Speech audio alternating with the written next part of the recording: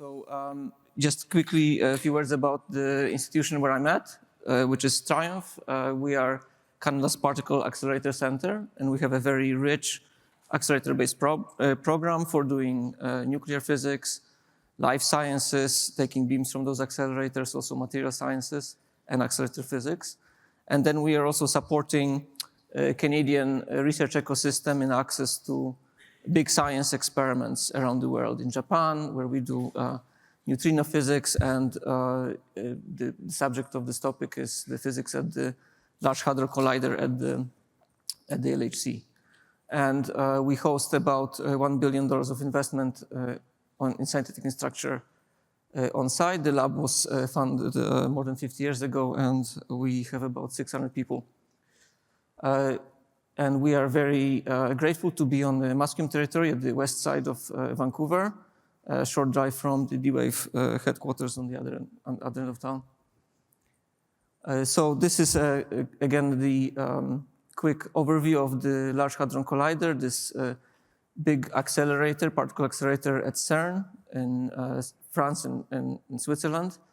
It hosts a number of big experiments, and in particular, Canada is very active in this one called the ATLAS experiment. So the way it works is that the beams of protons are accelerated clockwise and counterclockwise and then brought to collision at certain points where those big detectors are located. And you can think of it as a giant inward-looking digital camera. And this is about 20 meters high. Beams will come in from either end and collide in the middle there. And when that happens, protons come in, collide in the middle, and then produce a myriad of particles. And then every single one of them, or most of them, will reach the outer layer of detectors and deposit energy there. And now we're looking at a sort of a pizza slice of this detector.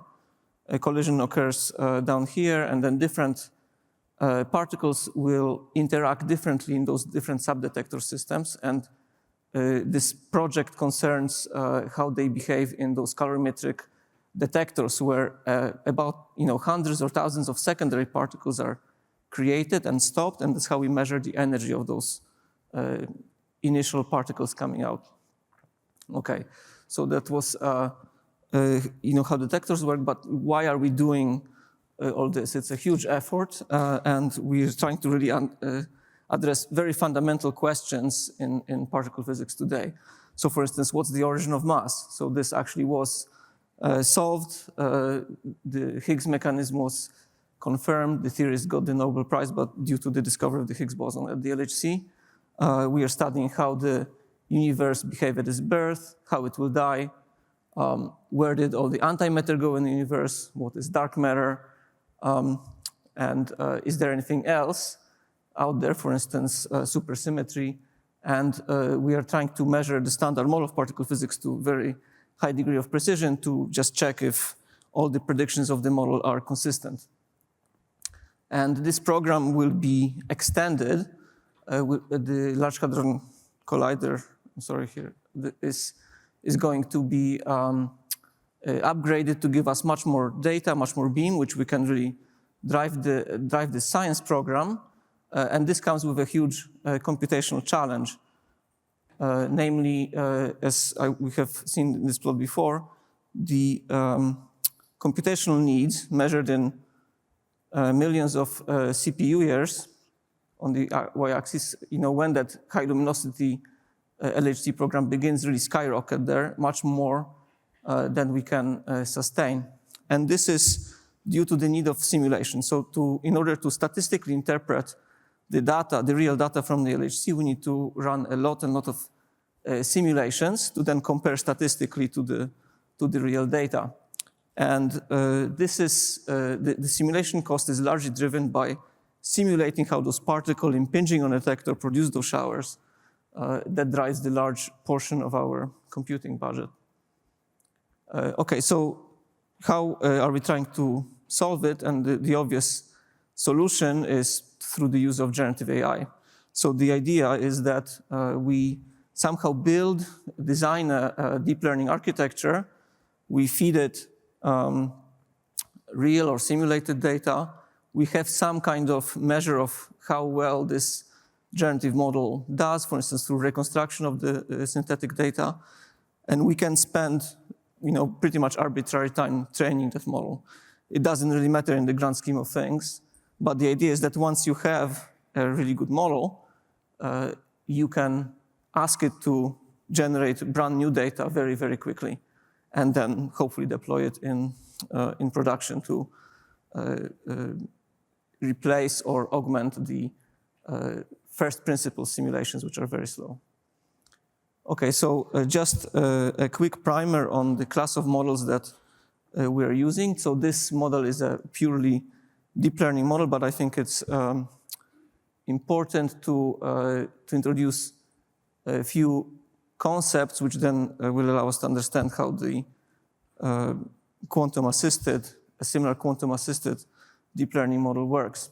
So the idea is that you have some kind of data, let's say the voxel in this colorimetric detector, or maybe it's your pixels in your image, and you pass it through some sort of deep learning network, which is parameterized by learnable parameters phi, which produces some kind of latent representation of the data. So it basically encodes this distribution q phi of z given x, given your real data, that produces some kind of latent space vector, z, and after that you pass it through a decoder. So you take it back again from your latent representation back into your data representation. So you have another network with learnable parameters theta, and you kind of reverse it. So you produce x given z. So this is a variational autoencoder, and the latent space in this model is basically modeled by a standard Gaussian, so a multidimensional Gaussian with zero mean and a unit standard deviation. This is a very useful model to think about because we can theoretically treat it. So generative networks generally, generative models generally try to maximize the log of likelihood of the training data. And it turns out that this is not possible to evaluate exactly, but we can put a lower bound on this quantity called evidence lower bound. So the lower bound on this log likelihood. And if you do the math, you find basically two expressions. Once, which looks kind of complicated, but in the end is simple. This expression basically tells you how well your model reconstructs the data as compared to your input data. So if you assume the data is Gaussian, that turns out to be a mean square error loss. And then the second term here tells you how well this encoder basically injects into your predefined latent space. In case of variational autoencoder, we fix this space to be a normal Gaussian, and in that case, we can basically analytically compute this encoding loss, the KL divergence of the encoder versus the latent space. There's another very important trick that allows us to do this. Basically, every time you evaluate this loss, you need to do something called backpropagation. So basically, you need to compute the gradient of how well this loss with respect to all the trainable parameters. So we cannot compute gradients, or you cannot compute derivatives through a stochastic variables. So what one does is called reparameterization trick. So basically, this encoder produces a mean vector and a sigma vector, and then you throw a random number, a Gaussian random number, which is very easy to generate, and then you do simple shift and scale. You scale the data by your sigma given by this output, and you add mean, and then you generate data basically in a normal distribution with arbitrary mean and sigma. So this is very fast, but in practice, those kind of models are not great. So they tend to produce washed out results and not really usable in a big scale problem. Here's another trick. We can make this latent space much more expressive, much more powerful than just a simple Gaussian. And the trick here is to discretize this space and institute something called restricted boson machine. And this is basically a model with kind of where the nodes are kind of arranged in two sides, and each of the group is not connected within that group, but it's connected to the other side, let's say, right? This is something called an energy-based model, and each of those nodes is binary valued, so we can only take 0 or 1 value. And probability of drawing a state, or a string of zeros and ones, is proportional to the negative exponent of the energy of the state. And energy of the state is given by basically the coupling matrix, so W, between each side of the nodes, and then biases of each of the sides, A and B here. So I think you can start seeing some parallels to quantum computing already. This function Z is basically a normalization factor, something called partition function, which is basically intractable in practice. So the kind of a moral equivalent of this reparameterization trick also exists for this type of a model. Basically, we are again throwing now a uniform distribution, and the encoder, instead of mu and sigma, produces logic, and then we basically use some sort of a relaxation function which makes this variable continuous again, which allows us to compute derivatives back through the model. So basically parallels exist between our simple model and this much more powerful model, so that's a really good model to work with, but we're kind of back at square one. It turns out that sampling from this RBM, restricted boson machine, is quite expensive again, and this is because we need to run basically Markov chains to sample from restricted boson machines. So we didn't, now we have a very powerful model, but we didn't solve the first, our original problem that we want really fast simulations. So that's where quantum will come in. Now, a quick note on annealing. I think we're in this room, a lot of us are familiar with the formulation. So the async Hamiltonian is implemented on the quantum annealer. We start with some sort of ground state of the initial Hamiltonian, and this prefactor is large. When we're starting the annealing, this second prefactor is basically 0, and then we turn this one off and turn this one on. So basically, the Hamiltonian behaves like this. And the standard case, of course, is the optimization problem, where you hope to stay in the ground state. But this system is actually in a thermal bath. So in reality, it's a nice Boltzmann sampler. So it again produces a distribution of states according to this probability. So the probability of finding a state I is proportional to the negative exponent of the energy of the state. And so in case of optimization problem, that may be a disadvantage, but in our case, we actually exploit this. So we'll use a D-Wave processor as a sampler inside our bigger combined quantum deep learning architecture. And this is very fast. Basically, one anneal gives us a completely independent sample in about 20 microseconds. Okay, so how do we... So basically now the trick is to put this restricted boson machine on a quantum computer, and we need to take care of some accounting first. So basically our perfect RBM is a bipartite graph. Usually we treat it as a fully connected graph, but now we need to take care of the particularities of a real physical quantum computer. So we had previously chimera graphs, chimera architecture, which was also, turns out, a bipartite graph. So all the nodes can be basically arranged in two groups. So we can color them, gray and orange, and logically arrange them, but the connectivity is different than in your fully connected RBM. So we need to take care of that. And it turns out that the Pegasus architecture is a quadripartite graph. So we can arrange logically all the qubits, all the nodes in this architecture into 4 groups. And within a group, there is no connections, but they're connected within one another, but also not, it's not a dense graph. It's not fully connected. So we have to take care of that. And then we can basically convert the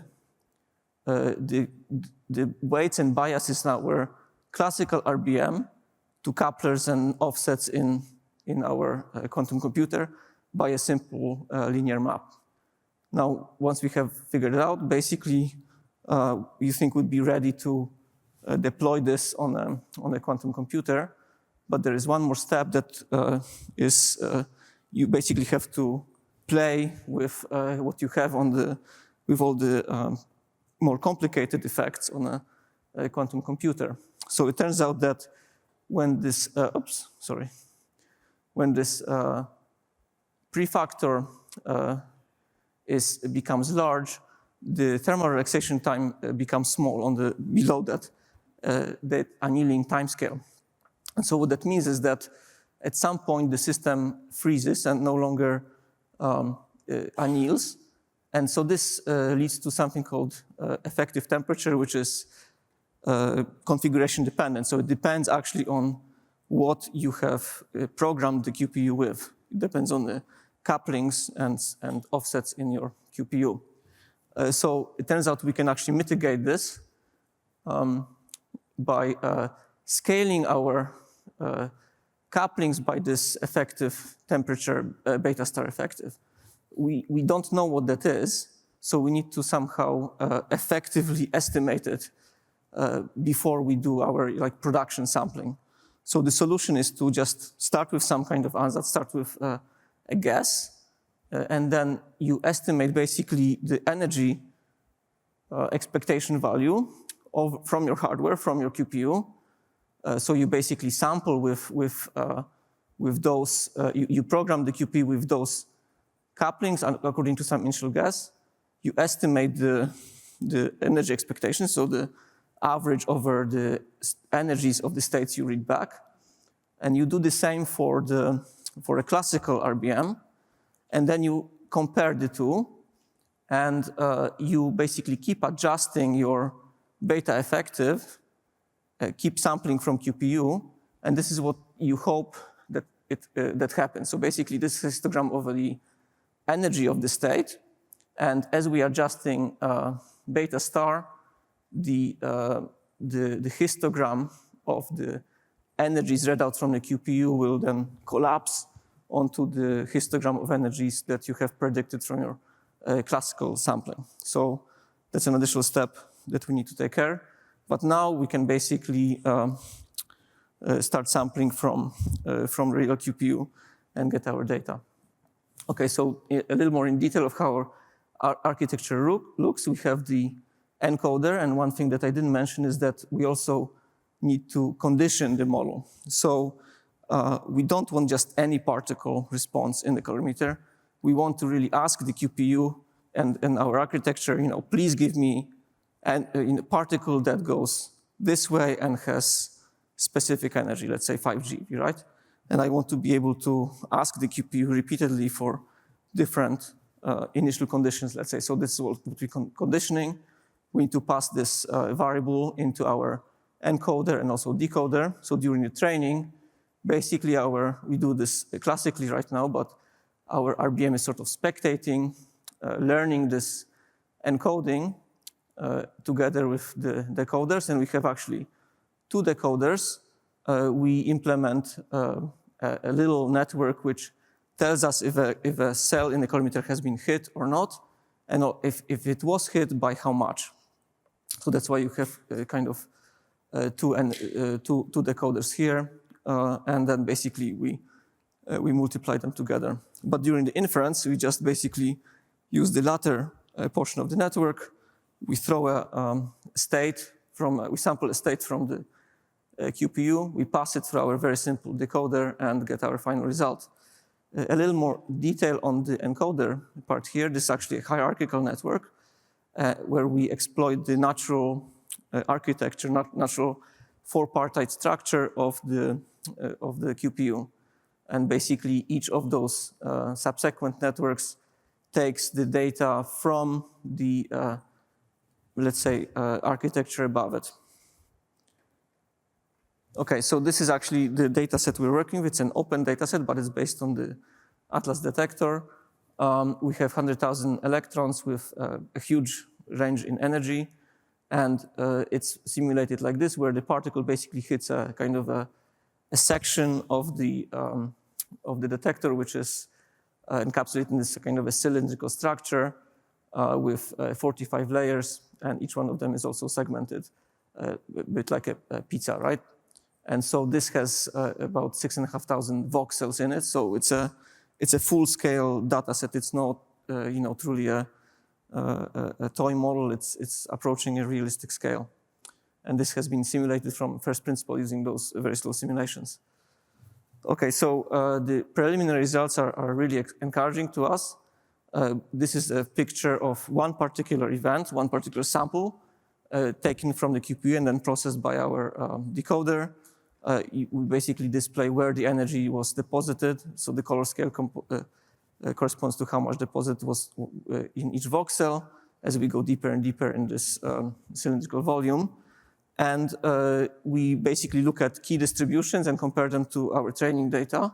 So in the blue, you have the ground truth, so the first principle simulations. The yellow Monte Carlo is classical sampling, so we can still do this classically, but very slowly. And then the red histogram is samples produced by the Advantage QPU. And you can see that basically histograms of interest match up. So this one shows you how many cells were hits, so-called sparsity index. So 1 is basically completely empty event, and 0 is completely occupied. So this would be all red in this kind of an event. We look at energy and a number of other distributions, and they look pretty good. Okay, so in terms of timing, this is actually what we want to, what we want to optimize on, what we want to accelerate. So again, the first principle simulations take about 1 second each. Classical RBM sampling takes about 2 milliseconds on modern GPUs. And QPU sampling is super fast. So basically, we spend 20 microseconds in the annealing, and then we need to spend some more time, about 200 microseconds on readout, and then post-processing just under 10 microseconds. So we achieve orders of magnitude of speed up using this method. So the computational challenge in particle physics is really well known. We know where this wall is arriving, so we are already working on it. And we are trying to exploit creatively the strengths of the quantum annealer, basically use it as a sampler in a bigger deep learning architecture. And we can attack, it seems that we can attack already the problems of relevant scale for solving this problem. And the QPU capability is basically already there to attack this. I would like to acknowledge the team. So we have a really very talented bunch of people locally at TRIUMF, but also at universities around at UBC and Simon Fraser, universities around the country. So Perimeter, Waterloo, even down here, a little bit to the south at the University of Virginia, and also the National Research Council of Canada, which also is supporting the project financially. So thank you very much, and I'm looking forward to talking to you more about this. Thank you.